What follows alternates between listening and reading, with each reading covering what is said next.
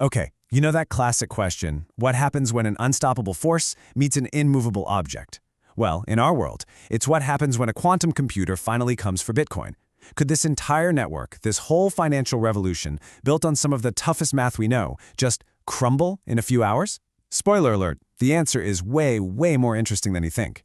So let's get right to it.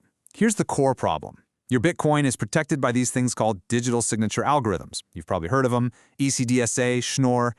They're based on math problems so ridiculously hard that a normal classical computer would need, thousands of years to even make a dent. But a quantum computer? Oh, a quantum computer looks at that math, kind of smirks and says, "That's cute. Watch this." I mean, just look at this. It's almost comical. A quantum computer running a fancy piece of software called Shor's algorithm could basically crack open Bitcoin security in the time it takes you to fly from New York to London. We're talking 8 hours to get the keys to the entire kingdom. So yeah, that's not great. But hey, don't go panic selling your bags just yet, because it turns out Bitcoin has had a secret weapon hiding in plain sight this whole time. And here it is. Let's welcome the hero of our story, the cryptographic hash function. Now, this isn't some new, fancy tech that developers are scrambling to bolt on. No. This has been a fundamental, core part of Bitcoin's DNA from day one. And it just so happens to be naturally resistant to quantum attacks. Kind of convenient, right? So what is a hash function? Well, think of it like a one-way street for data. You can feed it absolutely anything. The entire text of Moby Dick, a picture of your cat, your latest Bitcoin transaction, and it spits out this unique digital fingerprint. We call that a hash. But, and this is the magic trick, you can't take that fingerprint and figure out what the original data was. It's a one-way trip, no U-turns allowed. Let's make this even simpler. It's like a magic smoothie blender. You toss in a banana, that's your data, you hit the blend button, and boom, you get a smoothie. Super easy. But now, I hand you that smoothie and I say, okay, now give me my original, unblended, perfectly intact banana back. You can't do it. It's impossible, right? Well, that impossibility, that one-wayness is the entire foundation of Bitcoin's quantum shield. Okay, so armed with this amazing one-way function, cryptographers cooked up the very first hash-based signature scheme. It was called the Lamport signature, and it was a work of pure genius that came with a few, shall we say, comically impractical side effects. The idea itself was really clever. You just take your message, break it down into its ones and zeros.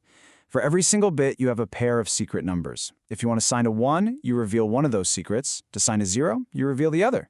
Simple, elegant, totally quantum-proof.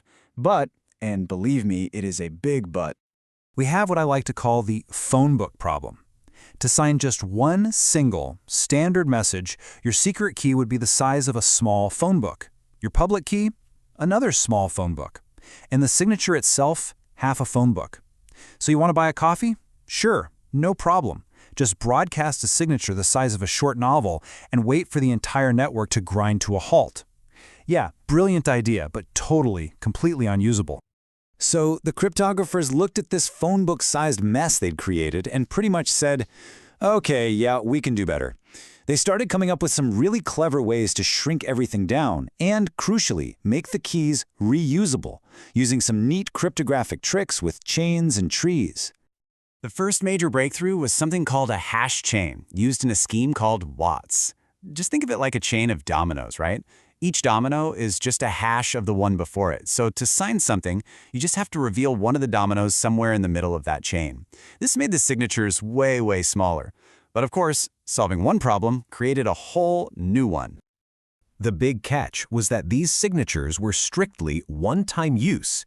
If you used the same key twice, even by accident, an attacker could forge your signature on literally anything they wanted. We're talking catastrophic failure. So, the new question became, how in the world do you safely manage thousands of these single-use keys? The answer was the Merkle tree, and it's the heart of a system called XMSS. Think of it like a giant tournament bracket for a sports championship. You put all your thousands of one-time use public keys at the bottom, then you hash them together in pairs, over and over, until you're left with just one single winner at the top, the Merkle root. That one tiny root hash becomes your single, reusable public key. Absolutely genius. But it had a dark secret. The problem was, it was stateful. And that's a scary word in cryptography. It meant that you, the signer, had to keep a perfect, meticulous, never make a mistake record of every single key you had ever used. Imagine you restore your wallet from an old backup and accidentally reuse a key from last week. Game over. Your security is completely compromised. That is just way too risky for a global system like Bitcoin. And that, finally, brings us to the modern champion, the scheme that finally cracked the code, Sphinx Plus. It took that brilliant Merkle tree idea and added one more incredible twist that solved the dangerous, stateful problem once and for all. So here's the magic of Sphinx Plus. Instead of you having to carefully pick your keys in a specific order, it does something amazing. It just hashes your message and uses that result to randomly pick one key out of billions and billions of available keys in the tree. The odds of picking the same one twice by accident, it's astronomically low. And just like that, the need to track anything, to manage any state, just disappears. It's finally a stateless, safe, quantum-resistant signature. But you know, cryptographers, they couldn't leave well enough alone. They looked at Sphinx Plus and thought, that's great, but we can make it smaller. We can make it faster. So they started adding what you can basically think of as high-performance modifications to the engine. And this is the really clever trade-off they came up with. These mods make the signer's computer do a little bit of extra work up front, a process they call grinding.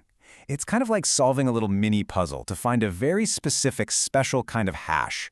Now, why would you bother? Because finding that special hash lets you leave out certain parts of the signature, making the whole thing much smaller and more efficient for the rest of the network to handle. Okay, so we've done it. We've got a stateless, quantum-proof signature that's been optimized for size. It sounds absolutely perfect. But as we all know, there is no such thing as a free lunch. There is one major trade-off that we have to talk about. Right now, a standard Bitcoin signature using Schnorr is this beautiful, sleek, incredibly efficient 64 bytes. It is tiny, it's fast to verify, and it takes up almost no space on the blockchain. It's really a masterpiece of efficiency. Now, a quantum-resistant Sphinx Plus signature, even with all of those clever optimizations we just talked about, could be around 4,000 bytes. That's more than 60 times larger. Think about that. That would have massive implications for transaction fees and the overall size of the blockchain itself. But, and this is the final, crucial insight, the standard version of Sphinx Plus is designed to support a frankly ridiculous number of signatures, trillions of trillions per address. I mean, does anyone really need that? Almost certainly not. So the research shows that by dialing that back to a much more realistic number, say 1 billion signatures per address, we can actually cut the signature size almost in half, bringing it into a much more manageable territory. And that really leaves us with the ultimate question, doesn't it? In the face of a true quantum threat, is a bigger, slower, and probably more expensive transaction simply the price we all have to pay for eternal security? The debate is really just beginning, and honestly, the answer is going to shape the entire future of Bitcoin. Thanks for tuning in.